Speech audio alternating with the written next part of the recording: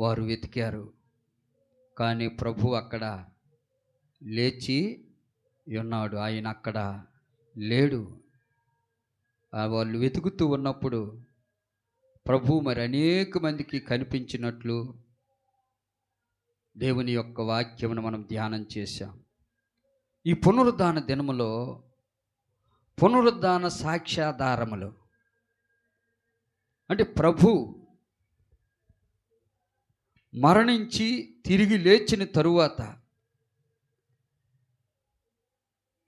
ఆయన పునరుద్ధాన సాక్ష్యాధారాలు, ప్రభు యొక్క స్వస్థత, ప్రభు యొక్క కార్యములు ఒక్కొక్కరి జీవితంలో ఎలా జరిగాయి, ఒక్కొక్కరి కుటుంబంలో ఎలా జరిగాయి, ఒక్కొక్కరి గృహంలో ఎలా జరిగాయి, ఎవరి ఎడల ఎలా దేవుడు జరిపించాడు. లూకా సువార్త 7వ అధ్యాయం 11వ వచనం చూద్దాం. వెంటనే ఆయన నాయునను ఒక ఊరికి వెళ్ళుచుండగా ఆయన శిష్యులను బహుజన సమూహములను ఆయనతో కూడా వెళ్ళుచుండిరి. దేవునికి స్తోత్రం. ఎక్కడికి వెళుతూ ఉన్నాడు ప్రభు? నాయునను ఊరికి వెళుతూ ఉండగా ప్రభు ఎక్కడికి వెళితే అక్కడికి జనసమూహమును శిష్యులను కూడా ఆయనతో వెళుతూ ఉన్నారు. ఆయన ఊరి గవిని యొద్దకు వచ్చినప్పుడు, ప్రభు ఆ ఊరిలోకి వెళుతూ ఉన్నప్పుడు, ఆ గవిని యొద్దకు వచ్చుతూ ఉన్నప్పుడు అక్కడ జరిగిన సంఘటన ఏమిటంటే, చనిపోయిన ఒకడు వెలుపులకు మోసుకొని పోవచ్చుండెను. అతని తల్లికి అతడొక్కడే కుమారుడు, ఆమె విధవరాలు. చూసారా? ప్రభు నాయూన్ అనే గ్రామమునకు వెళ్ళుచు ఉండగా ఆ గవినిలో నుంచి పాడిని మోసుకొని ప్రభు అట్నుంచి వస్తూ ఉన్నాడు. వీటి నుంచి వాళ్ళు వెళుతూ ఉన్నారు. వెళుతూ ఉంటే ప్రభు ఎవరిని చూశారంటే, తీసుకెళ్తున్న పాడిని చూశాడు. అలాగనే ఆ రోదిస్తున్న, కన్నీరు కారుస్తూ ఉన్న ఆ తల్లిని చూచాడు. ఆమె విధవరాలు. ఆ ఊరి జనులు అనేకులు ఆమెతో కూడా ఉండిరి. చూసారా? ప్రభు ఆమెను చూచి ఆమె యందు ఏం చేశాడంటే కనికరపడి, దేవునికి స్తోత్రం. చూసారా? అక్కడ ఉంటున్న ప్రజలందరూ ఆమెతో ఉన్నారు. ఎప్పటి వరకు ఉంటారు? ఆ పాడి మీద ఉంటున్న తన కుమారుడిని సమాధి దగ్గరికి తీసుకెళ్లే వరకు ఉంటారు, లేకపోతే పాతి పెట్టే వరకు ఉంటారు. ఆ పాతి పెట్టాక, ఆ సమాధి చేసాక ఉంటున్నవారు ఎవరు, అప్పుడు కనిపిస్తున్నవారు ఎవరు కూడా తన్ను సమాధి చేసి ఇంటికి వచ్చేసరికి ఎవరు కనిపించరు. ఆమె విధవరాలని ప్రభువుకు తెలిసింది. తనకు తన ఒక్క కుమారుడనే ప్రభువుకు తెలిసి, ప్రభు ఎవరి మీద కనికరం పడ్డాడు అంటే ఆ చనిపోయిన ఆ కుమారుడి యొక్క తల్లి మీద ప్రభు యొక్క కనికరము వచ్చిందంట.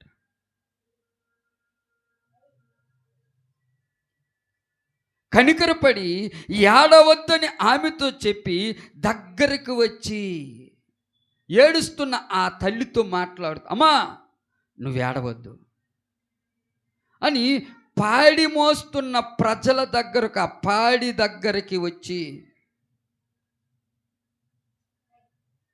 పాడిని ముట్టగా మోయిచున్న వారు నిలిచిరి. ఆ పాడిని ఎప్పుడైతే ప్రభు ముట్టాడో మోయిచున్న వారు ఏం చేశారంటే నిలబడ్డారు. ఆయన, చిన్నవాడా లెమ్మని నీతో చెప్పుచున్నాననగా ఆ చనిపోయిన వాడు లేచి కూర్చుండి మాటలాడసాగెను. దేవునికి స్తోత్రం. చూసారా? పునరుద్ధానుడైన యేసు పునరుద్ధాను తరువాత నాయూన్ అనే గ్రామమునకు వెళ్తున్న మార్గములో జనసమూహములు శిష్యులు ఉన్నప్పటికీ ప్రభు గవిలో నుంచి వస్తూ ఉంటే, ఆ గవిలో నుంచే పాడి వెళుతూ ఉంటే, ఆ తల్లి మీద కనికరం పడి ఆమె విధవరాలని తెలిసి, ఆ ఒక్కడే కుమారుడని తెలిసి ప్రభు ఆ పాడిని ముట్టగానే ఆయన యొక్క పునరుద్ధాన శక్తి చనిపోయిన నాయును అనే గ్రామములో ఉంటూ పాడి మీద తీసుకువెళ్తున్న ఆ కుమారుణ్ణి ప్రభు ఒక మాట చెబుతూ ఆయన్ని లేపాడు. చిన్నవాడా లెమ్మని నీతో చెప్పుచున్నాను అనగానే ఆ చనిపోయిన వాడు లేచి కూర్చుండి మాట్లాడసాగాను. ఆయన అతనిని అతని తల్లికి అప్పగించెను. దేవునికి స్తోత్రం.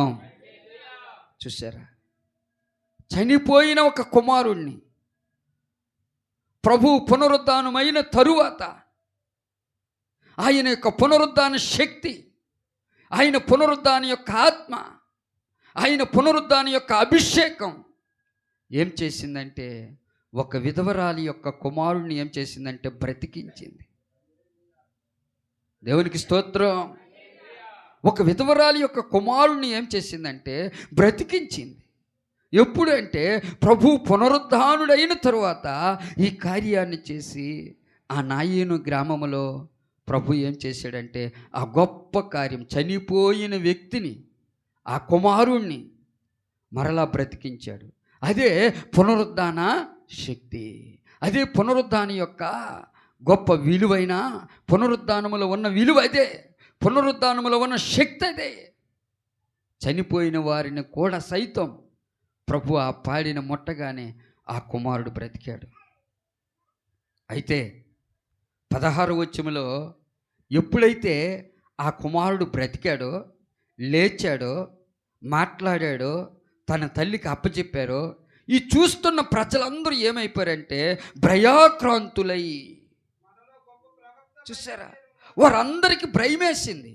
ఎందుకు భయమేసిందంటే, ఇదేంటి, చనిపోయిన ఈ వ్యక్తిని గవిని బయటికి ఇంకా తీసుకువెళ్ళిపోతాం అనగానే ఆయన వచ్చి ఈ కార్యము చేయగా వారు కనులారా చూసి వారికి ఏం కలిగిందంటే, అక్కడ ఉంటున్న జనసమూహం అంతటికి కూడా, ఆ శిష్యులంతటికి కూడా, ఆ నాయును ఉంటున్న గ్రామంలో ఉన్నవారందరికీ కూడా భయము కలిగిందట. భయక్రాంతులై, మనలో గొప్ప ప్రవక్త బయలుదేరి ఉన్నాడని, దేవుడు తన ప్రజలకు దర్శనమును అనుగ్రహించి ఉన్నాడని దేవుణ్ణి ఏం చేశారట, అప్పుడు మహింపరిచారట. దేవునికి స్తోత్రం. చూసారా, భయక్రాంతులే కాదు కానీ మనలో ఎవరట, గొప్ప ప్రవక్త బయలుదేరి ఉన్నాడని, దేవుడు తన ప్రజలకు ఏమి ఇచ్చాడంటే దర్శనం అనుగ్రహించి ఉన్నాడని. మూడవది ఏం చేశారంటే వారు దేవుణ్ణి మహిమపరిచారు. దేవుణ్ణి మహిమపరచడమే కాదు కానీ ఆయనను గూర్చి ఈ సమాచారము యోధ అందంతటను, చుట్టుపట్ల ప్రదేశం అంతటను కూడా వ్యాపించెను. దేవునికి స్తోత్రం. అందుకు ప్రభువునందుంటున్న ప్రియ దేవుని బిడ్డలారా,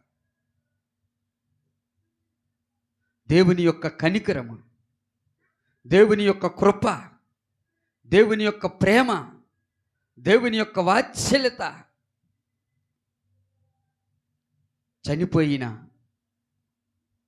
ఆ కుమారుడి మీదను, తన తల్లి మీదను దేవుని కనికరం ఏ విధముగా పనిచేసిందంటే, దేవుని యొక్క పునరుద్ధాన శక్తి ఏ విధముగా పనిచేసిందంటే, చనిపోయిన వ్యక్తి మరలా బ్రతికించటానికి దేవుని యొక్క పునరుద్ధాన శక్తి పనిచేసింది. దేవునికి స్తోత్రం.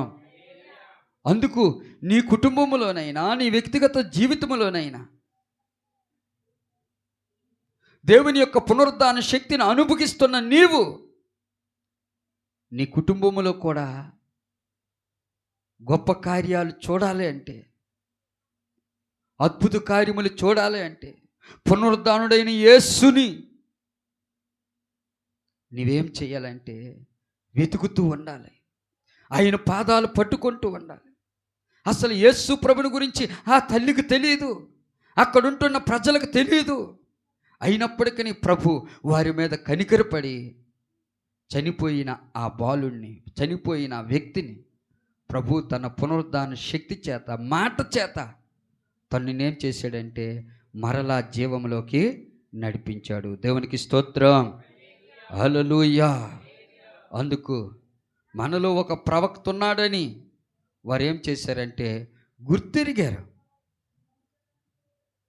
దేవుడు దర్శనం అనుగ్రహిస్తూ ఉన్నాడని వారు ఎరిగి ఉండి దేవుణ్ణి ఏం చేశారంటే మహిమపరిచారు. ఆ చుట్టుపక్కల ప్రాంతములన్నిటిలో కూడా దేవుని యొక్క మాట, దేవుని యొక్క పేరు ఏమైందంటే ప్రఖ్యాతిగాంచి వ్యాపించిందంట. దేవునికి స్తోత్రం.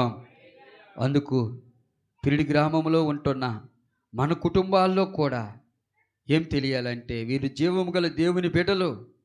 వీళ్ళు ఎంత శ్రమ వచ్చిన ఓర్పు కలిగిన వారు, సహనము కలిగిన వారు, ఓపిక కలిగిన వారు, నిరీక్షణ కలిగిన వారు, విశ్వాసము కలిగిన వారని నిన్ను గూర్చి నీ ఎదుటున్న నీ ప్రజలకే తెలియాలి. దేవునికి స్తోత్రం, హల్లెలూయా. అలాగనే మార్కు సువార్త 5వ అధ్యాయం 35వ వచనం కూడా చూద్దాం. మార్కు సువార్త 5వ అధ్యాయం 35వ వచనం. ఆయన ఇంకనూ మాట్లాడుచుండగా సమాజ మందిరపు అధికారి ఇంట నుండి కొందరు వచ్చి, నీ కుమార్తె చనిపోయినది, బాధకుని ఎందుకు శ్రమ పెట్టుదు అనిరి. దేవునికి స్తోత్రం. ఈయన ఎవరంటే సమాజ మందిరపు అధికారి యొక్క కుమార్తె చనిపోయింది. యాయేరు కుమార్తె చనిపోయింది. చనిపోతే ఈ అధికారి ఎవరి దగ్గరికి వెళ్తూ ఉన్నాడంటే యేసు ప్రభు దగ్గరికి వెళుతూ ఉన్నాడు. యేసు ప్రభు దగ్గరికి వెళుతూ ఉంటే అక్కడ ఉంటున్న ప్రజలు అంటున్నారు, నీ బాధకుని నీవెందుకు శ్రమ పట్టిదువు, నీ కుమార్తె ఏమైపోయిందంటే చనిపోయింది అని తనతో చెబుతూ ఉన్నారు. యేసు వారు చెప్పిన మాటలను లక్ష్య పెట్టక, భయపడకము, ఎవరితో చెప్తున్నాడు? ఆ సమాజ మందిరపు అధికారితో చెప్తూ ఉన్నాడు. ఇదిగో వారు చెప్పిన మాటలు నువ్వు లక్ష్య పెట్టకు. మనకు చాలామంది చెప్తారు, మనకు శ్రమ వచ్చినప్పుడు, ఇరుకొచ్చినప్పుడు, ఇబ్బంది వచ్చినప్పుడు, సమస్య వచ్చినప్పుడు చాలామంది చెప్తారు. అలాగే అక్కడున్న సమాజ మందిరపు అధికారికి చెప్తూ ఉన్నారు, వారు చెప్పిన మాటల మీద నువ్వు లక్ష్యం ఉంచొద్దు, నువ్వు భయపడొద్దు, అయితే నమ్మిక మాత్రం ఉంచుమని సమాజ మందిరపు అధికారితో ప్రభువు చెప్తూ ఉన్నాడు. దేవునికి స్తోత్రం. ఏముండాలి? మనకి నమ్మకం ఉండాలి. అక్కడ సమాజ మందిరపు అధికారికి కూడా ప్రభు చెబుతున్న మాట ఏంటంటే, వాళ్ళు చెబుతున్న మాటల మీద నువ్వు నమ్మకం ఉంచొద్దు, నువ్వు లక్ష్యం ఉంచొద్దు. ఇదిగో నువ్వు నమ్మిక మాత్రము తప్పిపోకుండా నువ్వు భయపడొద్దు, నమ్మిక మాత్రం ఉంచు. ఎవరి మీద? ప్రభు అయిన యేసు క్రీస్తు మీద నువ్వు నమ్మిక ఉంచు అని సమాజ మందిరపు అధికారితో చెప్తూ, పేతురు, యాకోబు సహోదరుడికి యోహాను అనువారిని తప్ప మరి ఎవరినైనాను తను వెంబడింప రానియక. చూసారా, యేసు ప్రభు వారు అందరినీ కూడా అక్కడ ఏం చేశాడు? సమాజ మందిరపు అధికారితో ఉంటున్న వారిని అందరినీ విడిచిపెట్టాడు. ఎవరెవరిని అంటే పేతురుని, ఇంకా ఎవరినైనా తను వెంబడి రానియక అందరినీ కూడా ఏం చేశాడు? పక్కన పెట్టి సమాజ మందిరపు అధికారి ఇంటికి వచ్చి, ఎప్పుడైతే యేసు ప్రభు సమాజ మందిరపు అధికారి ఇంటికి వచ్చాడో అక్కడ ఏమి వినిపిస్తుందంటే, వారు గొల్లుగా నుండి చాలా ఏడ్చుచు ప్రాలాపించుచుండుట చూచి, ఆ తల్లి ఎలాగైతే ఏడ్చిందో, ఏడ్చినప్పుడు దేవుని కనికరము వారి మీదకి వెళ్ళింది. ఇక్కడ కూడా సమాజ మందిరపు అధికారి ఇంటి దగ్గర ఏం చేస్తున్నారంటే, చనిపోయిన ఆ కుమార్తె ఎంత వయసు గలదే అంటే 12 సంవత్సరముల ప్రాయము కలిగింది ఈ బిడ్డ. 12 సంవత్సరాల వయస్సు ఈ పాపకి. ఇప్పుడు ఆమె చనిపోయిందని ఇంటి దగ్గరకు వచ్చి యేసు ప్రభు వారు చూస్తే వారందరూ గొల్లుగా నుండి చాలా ఏడ్చుచు ప్రాలాపించునుండుట చూచి లోపలకు పోయి మీరేలా గొల్లు చేసి ఏడ్చుచున్నారు. దేవునికి స్తోత్రం. చూసారా, ఇందాక అడగలే,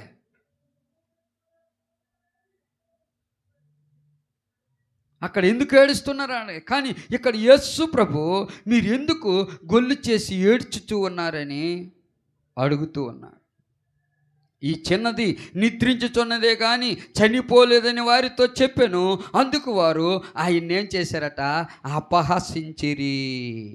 చూసారా, ఈ చిన్నది చనిపోయిందని మీరు ఏడుస్తూ ఉన్నారు, కానీ ఈ చిన్నది చనిపోలేదు, ఈమె నిద్రిస్తుందంటే అక్కడ ఏడుస్తూ ఉన్నవారు అందరూ చూసి ఏం చేశారంటే యేసు ప్రభుని ఏం చేశారంటే అపహసించిరి, అపహాస్యం చేస్తూ ఉన్నారు.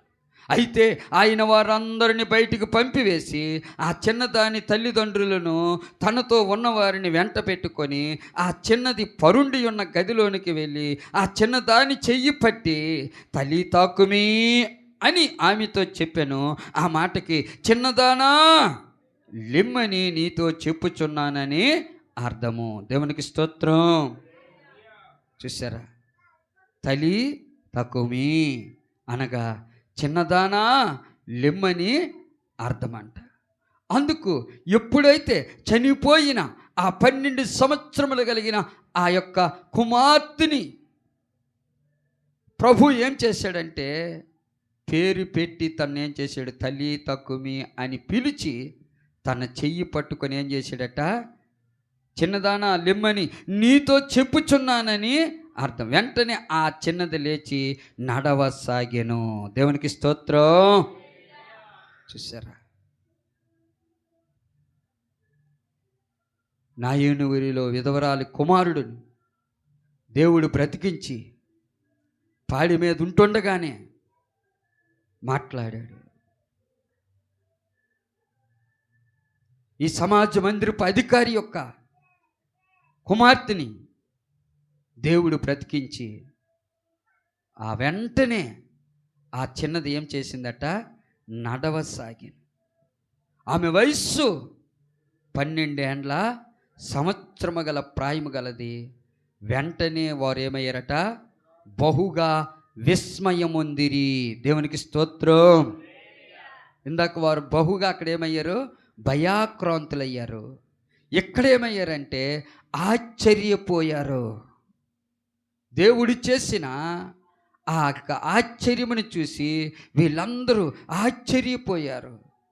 జరిగినది ఎవరికి తెలియకూడదని ఆయన వారికి గట్టిగా ఆజ్ఞాపించి ఆమెకి ఆహారము పెట్టుడని చెప్పాను. దేవునికి స్తోత్రం. చూసారా, ప్రభు కొన్ని సమయాల్లో తను స్వస్థపరిచిన, తను బాగు చేసిన ఆ ప్రభువును గురించి ఎక్కడ మీరు చెప్పొద్దని వారికి ఏం చేశాడట, ఆజ్ఞాపించాడు. యేసు ప్రభుని ఈమెను దేవుడు బ్రతికించాడు, యేసు ప్రభు వచ్చి బ్రతికించాడని మీరు ఎక్కడ కూడా చెప్పొద్దని వారికి ఆజ్ఞాపించాడంట. ప్రభు కొన్ని విషయాల్లో మర్మం పెట్టాడు, కొన్ని విషయాల్లో మేళ్ళు పొందుకున్న వారు ఏం చేశారంటే సాక్ష్యాన్ని ఇచ్చారు. ఈరోజు ఏ సాక్ష్యం ఇది? పునరుద్ధానం యొక్క సాక్ష్యాధారము. ఎందుకు ఈ సాక్ష్యం అంటే పునరుద్ధానుడైన యేసు చనిపోయిన వారి సైతము కూడా ఆయన ఏం చేశాడంటే వారిని జీవాన్ని పంపించి మాటతో వారిని ఏం చేశాడు, లేపాడంతే. మాటతో వారిని ఏం చేశాడంటే స్వస్థపరిచి వారిని బాగు చేశాడంతే. దేవునికి స్తోత్రం. హల్లెలూయా. అందుకు 2వ రాజుల గ్రంథం 13వ అధ్యాయం, 2వ రాజుల గ్రంథం 4వ అధ్యాయం 35వ వచనం చూద్దాం. తాను దిగి ఇంటిలో యువతల నుండి అవతలకు ఒకసారి తిరిగి నడిచి మరలా మంచం మీద ఎక్కి వారి మీద పొడుగుగా పడుకొనగా బిడ్డ 7 మారులు తుమ్మి కండ్లు తెరచెను. దేవునికి స్తోత్రం. ఈమె ఎవరు? గనురాలైన స్త్రీ. ఈ గనురాలైన స్త్రీ ఎక్కడ ఉన్నదంటే సునేమేరాలు. ఈమె పేరు సునేమేరాలు. అసలు ఈ సునేమేరాలు ఇంకొక పేరు ఏంటంటే గనురాలైన ఒక స్త్రీ అని ఉన్నది బైబిల్లో. దీనికి ఈమెకి గనురాలని పేరు ఎందుకు వచ్చిందంటే ఆ యొక్క వచ్చుచున్న దైవజనుడు ఎలీషా దేవుని యందు భయభక్తులు కలిగిన వాడని తన భర్తతో చెప్పి తన ఇంటి మీద ఏం చేసిందంటే ఒక గదిని కట్టించి అందులో ఒక మంచము, దీపస్తంభము, దీపము తనకి అమర్చిందట. దేవునికి స్తోత్రం. ఈ రోజుల్లో ఎవరైనా ఉన్నారా? ఇదిగో దేవుని వాక్యం చెబుతూ వచ్చుచున్న దైవజనుడు దేవుని యందు భయభక్తులు కలిగిన వాడని ఈ గనురాలు ఆ దైవజనుడికి ఏం చేసిందంటే తన భర్తతో మాట్లాడింది. ఓ యజమానుడా, రోజు వచ్చుచు పోవచ్చున్న ఈ దైవజనుడు ఎవరో తెలుసా? దేవుని యందు భయభక్తులు కలిగిన వాడు. ఆయన వచ్చినప్పుడల్లా మన ఇంట్లో ఏం చేయాలంటే భోజనము చేయాలి. దేవునికి స్తోత్రం. అందరం చెబుదాం, 2 చేతులు ఎత్తి చెబుదాం. ఆయన వచ్చుచు పోవచ్చున్నప్పుడల్లా మన ఇంట్లోనే భోజనం చేయాలి. మన ఇంట్లో మన ఇంటి మిద్ది మీద ఒక గదిని కట్టించి ఆ గదిలో ఒక మంచము, దీపస్తంభము, ఒక బల్ల ఆయన కోసం మనం సిద్ధపరచాలని తన భర్తతో చెప్తూ ఉంది. కొద్ది రోజులు పోయాక ఆ దైవజనుడు అడుగుతూ ఉన్నాడు, ఏమని? ఎలీషా ఆమెను ఏమని కోరుచున్నదని వారిని అడుగుగా, గెహాజీ ఆమెకు కుమారుడు లేడు, మరియు ఆమె పెనిమిటి ముసలివాడని అతనితో చెప్పాను. అందుకు అతడు ఆమెను పిలువుననగా వాడు ఆమెను పిలిచెను. దేవునికి స్తోత్రం. పిమ్మట ఆ స్త్రీ గర్భవతి అయి మరుసటి ఏట ఎలీషా తనతో చెప్పిన కాలమున కుమారుని కనిగను. ఆ బిడ్డ ఎదిగిన తరువాత ఒకనాడు కోత కోయి వారి వద్దనున్న తన తండ్రి దగ్గరకు పోయి అక్కడ ఉండగా వాడు నా తలపోయినే అని తన తండ్రితో చెప్పెను. అతడు వాడిని ఎత్తుకొని తల్లి యొద్దకు తీసుకొని పొమ్మని పనివారితో ఒకని చెప్పగా వాడు ఆ బాలుని ఎత్తుకొని వాడిని తల్లి యొద్దకు తీసుకొని పోయెను. దేవునికి స్తోత్రం. చూసారా, కొద్ది రోజులు పోయాక పిల్లలు లేకపోయినా, తన భర్త ముసలివాడైపోయినా, దైవజనుడని ఎలీషా ఏం చెప్పాడో అదే మరుసటి ఏటలో తనకి కుమారుడు పుట్టాడు. బాగానే ఉంది. ఈ కుమారుడికి తలపోయినని వాడు ఏం చేశాడంటే మరణించాడు. ఈ మరణించిన సంగతి దైవజనుడని ఎలీషాకి దేవుడు మరుగుపరిచాడు. అప్పుడు ఆ గనురాలైన స్త్రీ అంటుంది, అయ్యా, నాకు కుమారుడు కావాలని నేను కోరుకోలేదు కదా, అందుకు పనివాడిని పిలిచి గాడిదని సిద్ధపరచమని, ఇదిగో నేను దైవజనుడైన ఎలీషా దగ్గరికి వెళ్తాను. ఆ పనివారికి చెప్తుంది, ఈ గాడిదని ఎక్కడ కూడా నిలవపడకుండా ఆలస్యం చేయకుండా చనిపోయిన తన కుమారుని ఎక్కడికి తీసుకువెళ్తుందంటే దైవజనుడైన ఎలీషా దగ్గరికే తీసుకువెళ్తూ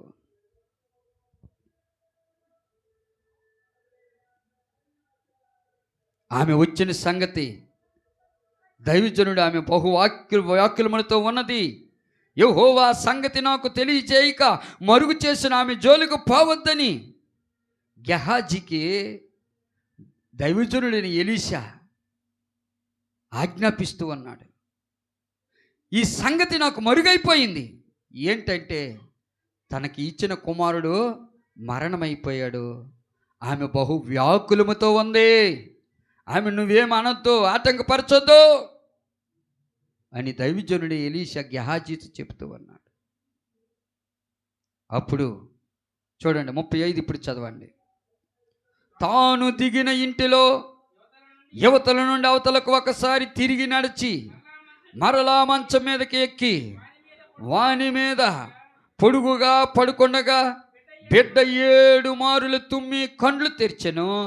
అప్పుడు అతడు గెహాజీని పిలిచి ఈ సునేమీరాలను పిలుచుకొని రమ్మనగా వాడు ఆమెను పిలిచెను.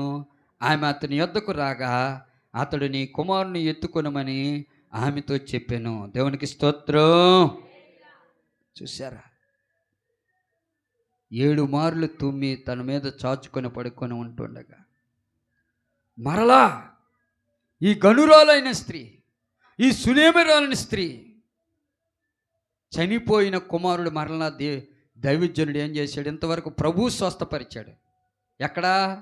నాయేను అనే ఊరిలో విధవరాలి కుమారుడిని ప్రభు స్వస్థపరిచాడు.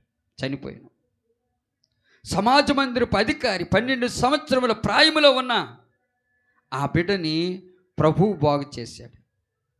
ఇప్పుడు ఈ గనురాలైన స్త్రీ, ఈ సునేమురాలైన స్త్రీని దైవజనుడైన ఎలీషా ఏం చేశాడంటే తన్ను బాగు చేశాడు, స్వస్థపరిచాడు. దేవునికి స్తోత్రం. ఆయన బాగు చేయడానికి, స్వస్థపరచటానికి గల అధికారం ఏమిటంటే ఈయన దేవుని యొక్క దైవజనుడు. దేవునికి స్తోత్రం. హల్లెలూయా. అప్పుడు చెబుతూ ఉంది, అంతటా ఆమె లోపలకు వచ్చి అతని కాళ్ళ మీద పడి సాష్టాంగపడి లేచి తన కుమారుని ఎత్తుకొని పోయెను. దేవునికి స్తోత్రం. చూసారా, కుమారుడు చనిపోయాడని నిరాశ, తనలో దుఃఖము, తనలో వ్యాకులము ఎంతో ఉన్నప్పటికీ దైవజనుడి ప్రార్థన ద్వారా మరలా తన కుమారుడిని తను ఏం చేసుకుందంటే బ్రతికించుకోయింది.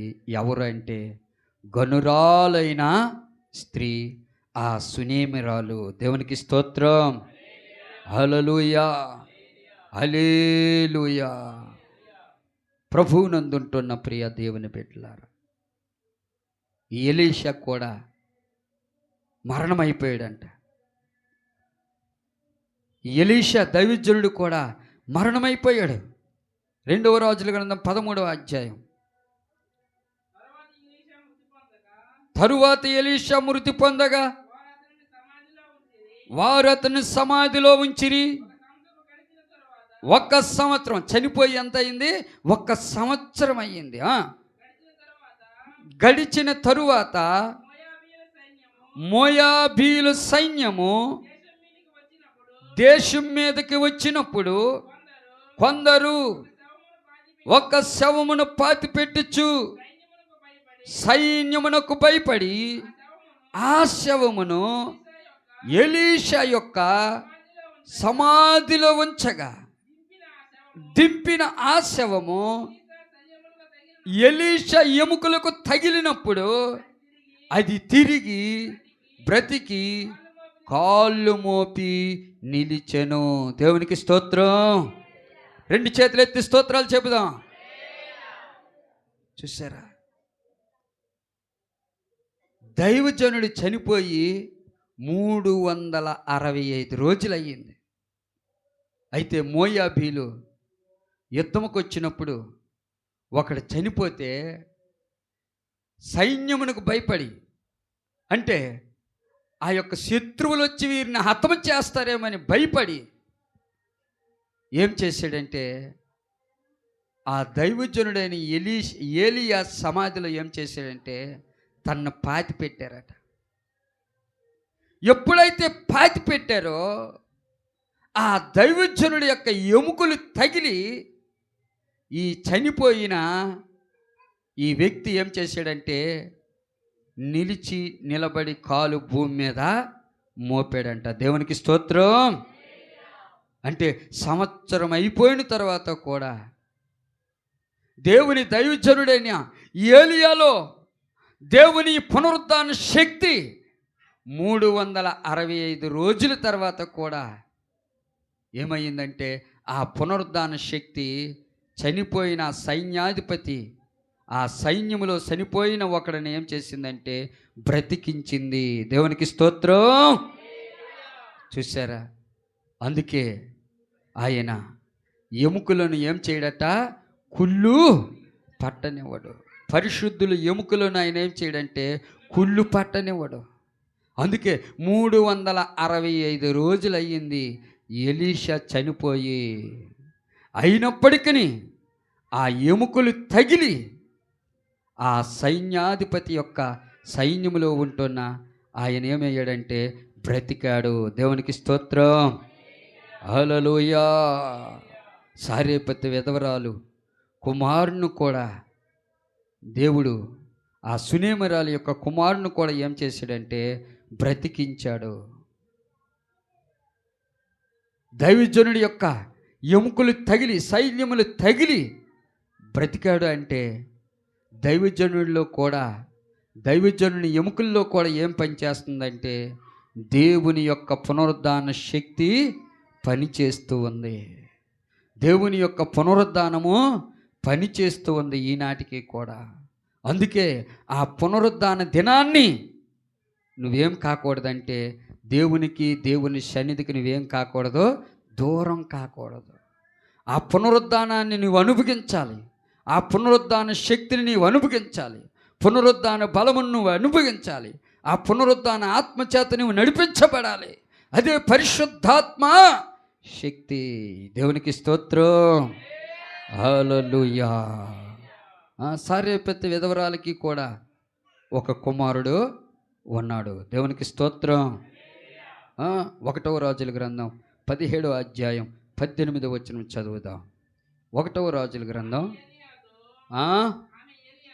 ఆమె ఏలియాతో, దైవజనుడా,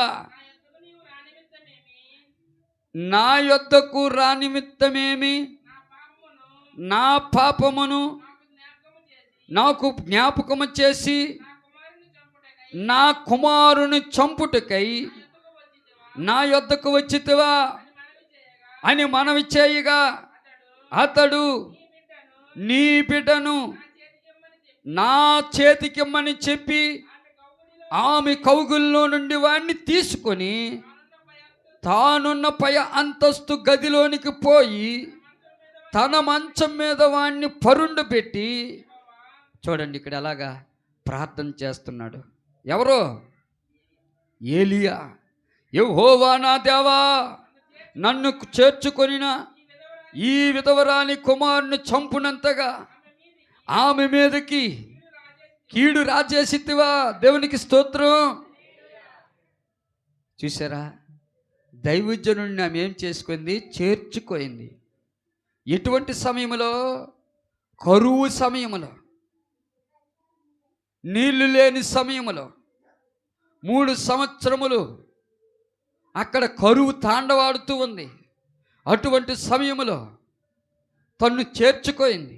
అందుకే ఇక్కడ ప్రార్థన కూడా ఎలా చేస్తున్నాడంటే, యెహోవా నా దేవా, నన్ను చేర్చుకొని ఈ విధవరాలి కుమారుని చంపునంతగా ఆమె మీదకి కీడు రాజేసితివా అని యెహోవా కుమార్ర పెట్టి ఆ చిన్నవాని మీద ముమ్మారు తాను పారచాచుకొని, యెహోవా నా దేవా, నా మొరాలకించి ఈ చిన్నవాని ప్రాణం మరలా రానిమ్మని యెహోవాకు ప్రార్థించగా, యెహోవా ఏలియా చేసిన ప్రార్థన ఆలకించి ఆ చిన్నవాని ప్రాణమును మరలా రానిచ్చినప్పుడు వాడు బ్రతికెను. దేవునికి స్తోత్రం. చూసారా? అందుకే దైవజనుడికి సహాయం చేసిన, దైవజనుడిని చేర్చుకున్న ఒకరోజు ఒక కుటుంబీకులంట ఒక దైవ సేవకుడిని పిలిచారట ఇంటికి. వినండి. ఒక కుటుంబీకులు ఒక దైవ సేవకుడిని పిలిచారట ఇంటికి. వినాలి. పిలిచి వాళ్ళ ఇంట్లో మంచిగా ఆహారము వండుకున్నారంట. అయ్యా, మీరు కూడా మా ఇంటికి రండి, మాతో కూడా భోంచేద్దరని చెప్తే దైవజనుడు అలాగనే వెళ్తూ మంచిగా వండుకున్న ఆహారం వారికి పెట్టారు, దైవజనుడికి కూడా పెట్టారంట. దైవజనుడు కూడా వారితో పాటు ఆహారం తింటూ ఉంటే ఆ కుటుంబ యజమానుడు చెబుతూ ఉన్నాడంట, ఏమిటనంటే, ఇదిగో అయ్యగారు కూడా చూస్తారు, పెట్టు ఒక్కసారి, అయ్యగారు కూడా చూస్తారు, ఒకసారి పెట్టు అని తన భార్యతో ఆ ఇంటి యజమానుడు చెప్తే, ఏయ్ వద్దు, దైవజనుల ముందుకు అలాంటివి పెట్టకూడదు, అలాంటివి చూపించకూడదు అని చెబుతూ ఉంటే ఆ ఇంటి యజమానుడు ఒప్పుకోవట్లేదంట. అయ్యగారు కూడా చూస్తారు, పెట్టు అంటే ఏంటి పెట్టడం అంటే టీవీలో వచ్చిన ఒక హిందీ సినిమా పెట్టమంటున్నాడు. అయ్యగారు కూడా చూస్తారు, పెట్టు.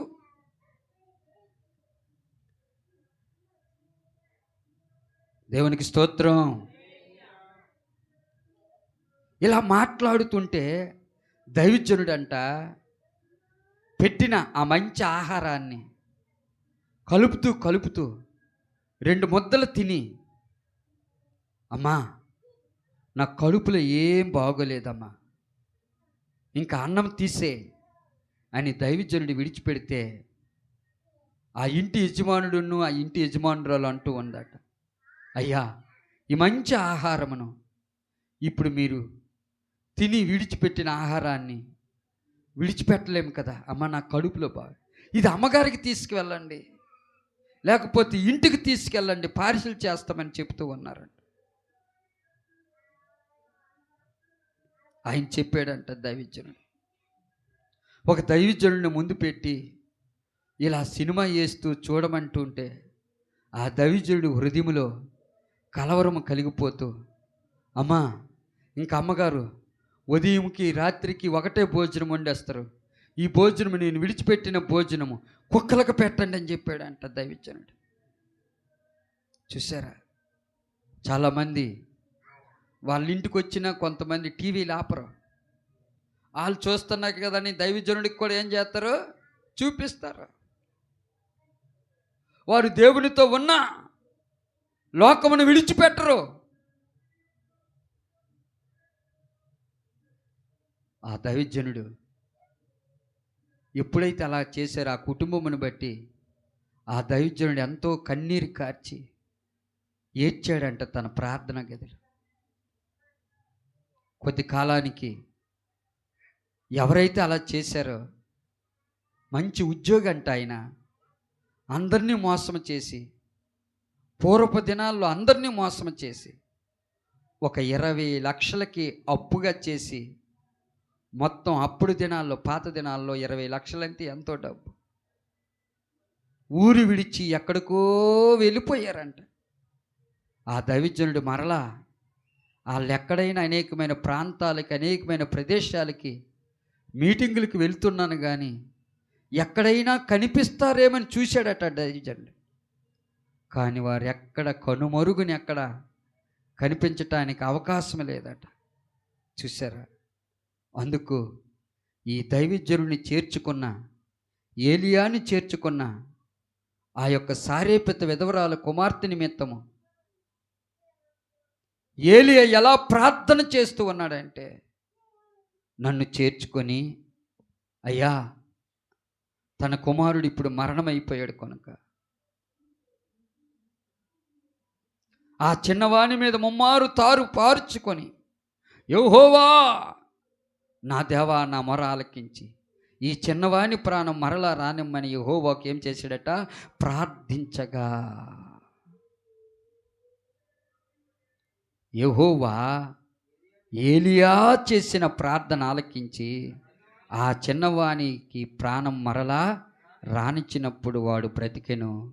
ఏలియా చిన్నవాడిని తీసుకొని గదిలో నుండి దిగి ఇంట ప్రవేశించి వాని తల్లికి అప్పగించును. ఇదిగో నీ కుమారుడు, వాడు బ్రతికి ఉన్నాడని చెప్పగా ఆ స్త్రీ ఏమంటుందట, నీవు దైవజనుడివై ఉన్నావనియు నీవు పలుకుచున్న యెహోవా మాట నిజమనియు ఇందుచేత నేను ఎరుగుదును. దేవునికి స్తోత్రం. చూసారా, నువ్వు దైవజనుడివే, నిజంగా నీవు దైవజనుడివే. నువ్వు చెప్పుతున్న మాట నెరవేర్చబడిందని ఆమె సంపూర్ణంగా అప్పుడు నిజమని ఇందుచేత నేను ఎరుగుదును. అందుకు నేను నడిపిస్తున్న దైవజనుని గురించి నీకు సత్యం తెలియాలి. ఏలియాను గురించి తన ఇంటికి చేర్చుకున్న ఆ సారేపతి విధవరాలు నిజంగా నీవు దైవజనుడివని నేను ఎరిగి ఉన్నాను. నీవు పలుకుచున్నా, చూసావా, నీవు దైవజనుడివై ఉన్నావనియు నీవు పలుకుచున్న యెహోవా మాట, చూసారా, నిజమని, దేవుని మాట నిజమని నేను ఇందుచేత నేను ఎరుగుదునని నేను. దేవునికి స్తోత్రం. అందుకు నీ దైవజనుడు నిన్ను గురించి, నీ కుటుంబమును గురించి ప్రార్థన చేసినప్పుడు, నిజంగా నీ దైవజనుడు చేసిన ప్రార్థన నీ కుటుంబ జీవితంలో నీకు మేలు కలిగిందో లేదో, నీ దైవజనుడి నోట ద్వారా వచ్చిన ఆ మాట నిజమో అబద్ధమో ఏమెరగాలి? ఆ విధవరాలు నిజమెరిగినట్టు నీ దైవజను గురించి నీకు నిజమో తెలియాలి. దేవునికి స్తోత్రం. హల్లెలూయా. అందుకు ప్రభువునందుంటున్న ప్రియ దేవుని బిడ్డలారా, నేను ముగిస్తూ ఉన్నాను.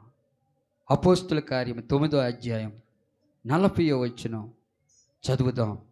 అపోస్తుల కార్యం. పేతురు అందరిని వెలుపలకు పంపి మోకాల్లోని ప్రార్థన చేసి శవం వైపు తిరిగి తబిత లెమ్మనగా ఆమె కన్నులు తెరచి పేతురు చూచి లేచి కూర్చుండెను. దేవునికి స్తోత్రం. ఈమె తబిత దొర్క లేడీ.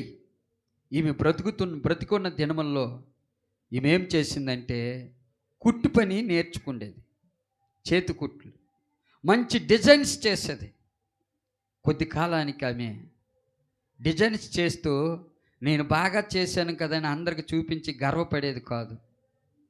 తను అల్లికల్లిన ప్రతీదీ కూడా కొంత విధవరాళ్ళకని కొంతమందికి ఏం చేసేదంటే వాళ్ళకి ఇచ్చేది జ్ఞాపకార్థంగా.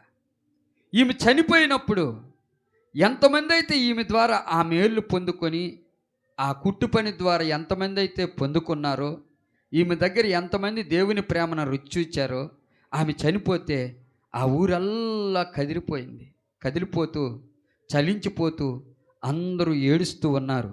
అయితే కొంతమంది అంటున్నారు, ఇదిగో చనిపోయిన ఆ తబిత శవమును కడిగి ఇదిగో ఆ మేడగదిలో పెట్టండి, పేతురు వస్తాడు, ప్రార్థన చేస్తాడు, ఆమె బ్రతుకుతుంది అని విశ్వాసంతో చనిపోయిన ఆ తబితని ఎక్కడ పెట్టారట? ఆ మేడగదిలో పెట్టారు. పేతురు వచ్చాడు, సరే వచ్చి ఏం చేశాడట? ప్రార్థన చేశాడు. ప్రార్థన చేస్తే చనిపోతున్న ఈ తబిత లేచింది. దేవునికి స్తోత్రం.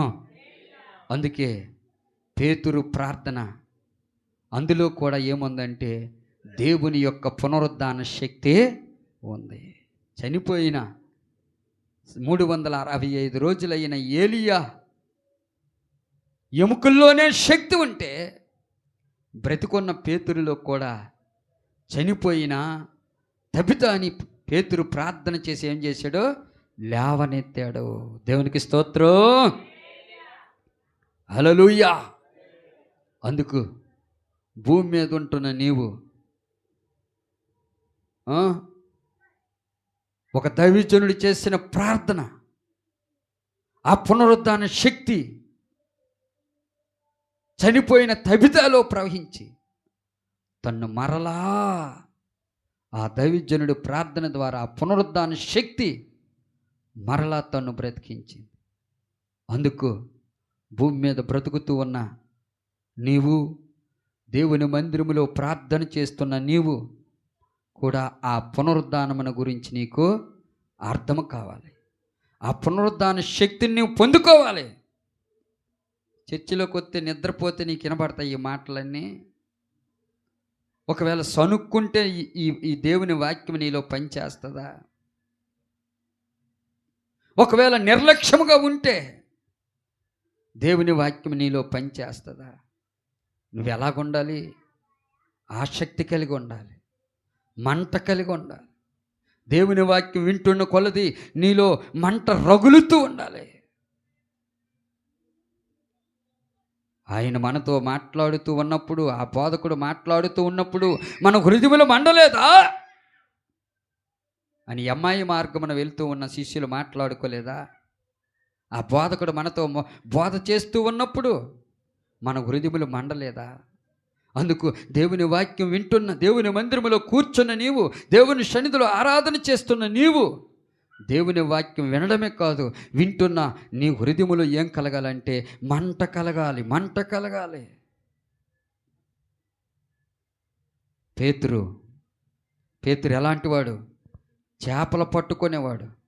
అలాంటి పేతురు ద్వారా దేవుడు ఏం చేశాడు? అద్భుతాలు, ఆశ్చర్య కార్యాలు చేశాడు.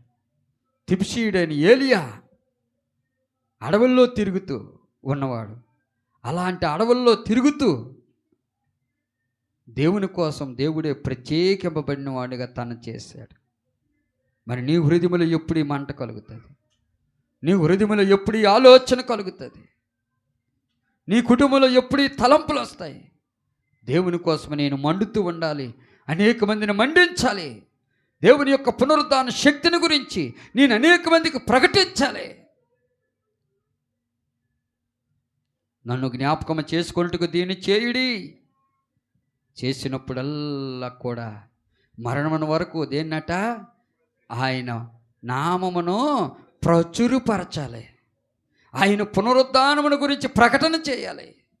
ఆయన పునరుద్ధానమును మనం అనుభవించాలి. ఆయన పునరుద్ధానము చేత మనం నడిపించబడాలి. అందుకు ఈ పునరుద్ధాన సాక్ష్యాధారం మనలని, మన కుటుంబాలని, సంఘాన్ని ఆ పునరుద్ధాన శక్తి చేత నడిపించి ప్రభువే తన నామానికి మహిమ తెచ్చుకొనును గాక. ఆమేన్, ఆమేన్. తలలు వంచుదాం.